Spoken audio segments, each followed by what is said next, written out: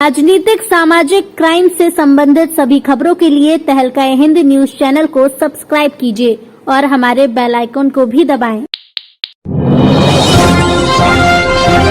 रामपुर पहुंचे आरएलडी प्रमुख जयंत चौधरी ने कहा है कि वो रामपुर में लखीमपुर कांड के मुख्य गवाह से मिलने आए हैं। साथ ही उन्होंने कहा कि रामपुर में वो आजम खान के परिवार अब्दुल्ला आजम और डॉक्टर ताजीन फातिमा से मिलने आए। इस दौरान उन्होंने कहा कि किसी दल में अलग अलग सोच के चलते विभिन्न मत हो सकते हैं, यही लोकतंत्र की अच्छाई है।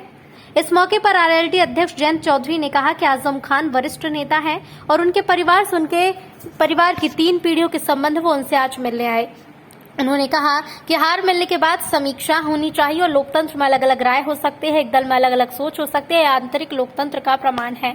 लोकतंत्र के अगले पड़ाव और संवैधानिक मूल्यों की रक्षा करने के लिए समझने के प्रयास किए जा रहे हैं ताकि बेहतर तरीके से प्रदर्शन किया जा सके। उन्होंने कहा कि मैं यहाँ किसी दल या नेता का पक्ष रखने नहीं आया, बल्कि मेरी संवेदना इस परिवार के साथ है और कहा कि जिस तरीके से इस परिवार को प्रताड़ित किया गया, ये लोग हिम्मत वाले हैं, लड़ते रहेंगे। उन्होंने कहा कि परिवार से आजम खान को लेकर बातचीत हुई, उनके स्वास्थ्य को लेकर मेदांता में जो सुविधाएं प्रशासनिक तौर से राहत मिलनी चाहिए थी और जो उनके मुकदमे चल रहे हैं, उनकी जमानत रिजर्व हो चुकी है। बावजूद इसके जिस गति से सुनवाई होनी चाहिए थी, उस गति से नहीं हो पा रही है। उन्होंने कहा कि निराशा में तो हैं, लेकिन अब्दुल्ला के रूप में एक मजबूत मनोबल वाले जनप्रतिनिधि जनता को मिले हैं। अपनी पार्टी में बगावत को साधने की बात पर उन्होंने कहा कि किसी गरीब के साथ अत्याचार होगा। सीतापुर में जैसे हुआ तो मैं बोला, सीतापुर में जब एक बदतमीज ने बयान दिया तो मैं उस पर बोला। ओवैसी की पार्टी की ओर से आजम खान को निमंत्रण पर वो बोले कि मैं उचित नहीं समझता कि मैं इस पर कुछ बोलूं। जयंत चौधरी ने नौजवानों का आह्वान भी किया। समाजवादी पार्टी में मची उथल-पुथल के सवाल पर कहा कि ये कोई विरोध नहीं, ये सिर्फ निराशा सिस्टम से है। सूत्रों के अनुसार जयंत चौधरी का आगमन के परिवार से मिलना ये भी हो रहा है कि समाजवादी पार्टी के राष्ट्रीय अध्यक्ष मछवाले से बाज यह मुलाकात लग रही है। जो पार्टी के नेता विपक्ष में ये विरोध नहीं होता, ये निराशा होती है और निराशा को दूर करके फिर लड़ाई लड़ी जाएगी। धन्यवाद। जयंत जी, आप मानते हैं कि ये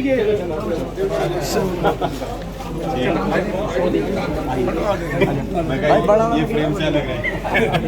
जी बिल्कुल।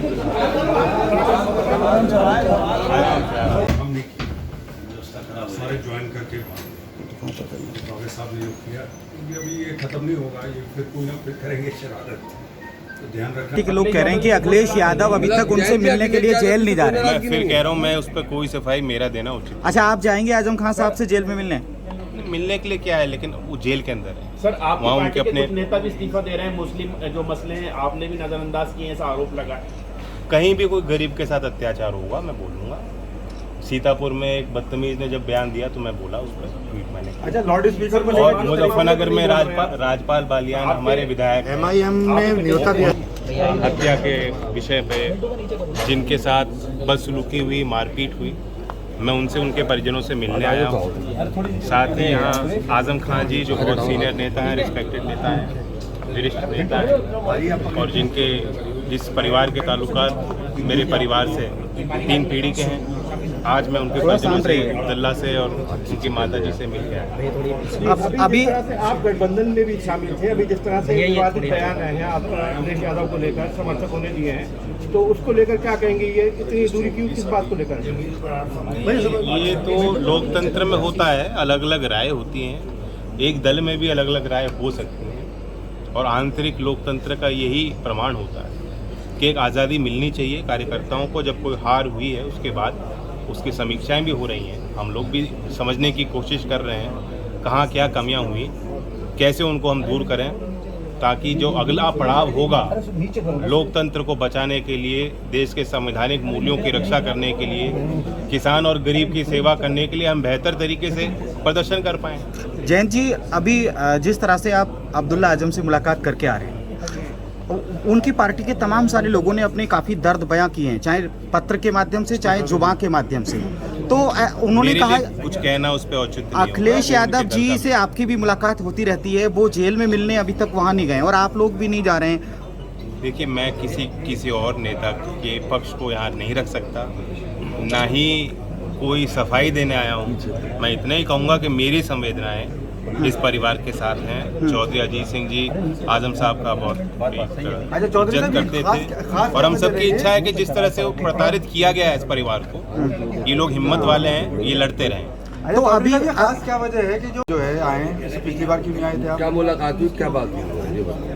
मुलाकात यही भी उन्होंने बताया कैसे कैसे जो मुकदमे दर्ज हुए हैं उनके स्वास्थ्य के बारे में, वेदांता में जिस तरह से उनके जब एक उनको उम्मीद थी कि प्रशासन की तरफ से उनको एक राहत मिलनी चाहिए थी, नहीं हो पाई, और अभी भी कोर्ट में जो सुनवाई चल रही है, जब जजमेंट उनके बेल का ऑर्डर रिजर्व हो चुका है, कई महीनों से सुनवाई उस पर जो जिस तरह से होनी चाहिए थी उस गति से नहीं हो पा रही है, तो ये एक निराशाएं हैं। लेकिन वहीं मैंने अब्दुल्ला से बात की, मैंने महसूस किया कि बहुत कम उम्र में एक अच्छे मनोबल वाले एक जनप्रतिनिधि जनता को मिले हैं, हिम्मत वाले हैं, और इनका जज्बा है कि लड़ते रहें। मौजूदा सरकार के बुलडोजर पे क्या कहना चाहिए? ये गैर कानूनी है, गैर संवैधानिक है, इसका कोई कानून में कोई आधार नहीं, अमानवीय है।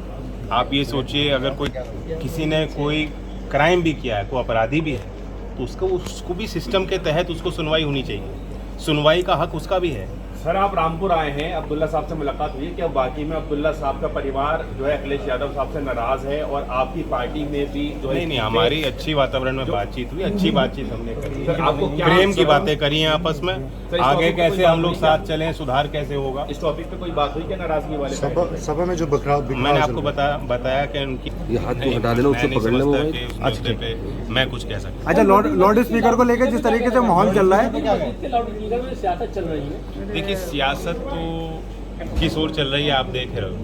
हर त्यौहार को एक खराब वातावरण में उसको तब्दील कर दिया गया है। जो त्यौहार आपस में मनाने के होते थे, जो भाईचारा बनाए रखने के लिए जो त्यौहार होते थे, एक मोहल्ले के लोग दूसरे मोहल्ले में जाके मिठाई बांटते थे, आज तलवार लेके जा रहे हैं।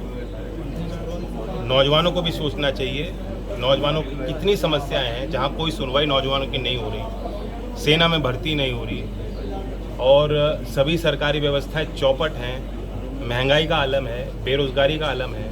इन सवालों को लेकर नौजवानों को सड़क पर आना चाहिए। जो लोग राजनीतिक, सामाजिक, क्राइम से संबंधित सभी खबरों के लिए तहलका हिंद न्यूज चैनल को सब्सक्राइब कीजिए और हमारे बेल आइकन को भी दबाएं।